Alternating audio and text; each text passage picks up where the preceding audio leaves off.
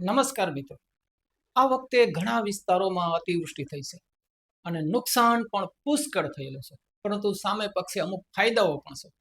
આ વખતે વાવ, કુવા, નદી, નાળા, તળાવ બધું જ પાણીથી ભરાઈ ગયું છે. તો આ કુદરતી આફતને અવસરમાં જરૂર પલટી.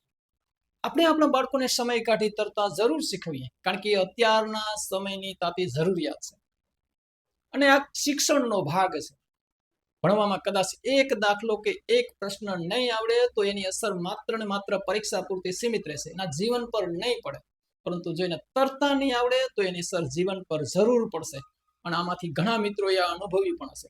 માટે સમય કાઢી એને તરતા શીખવીએ. હું પણ કોશિશ કરું છું. જોઈએ આ નાનકડો એક વિડીયો.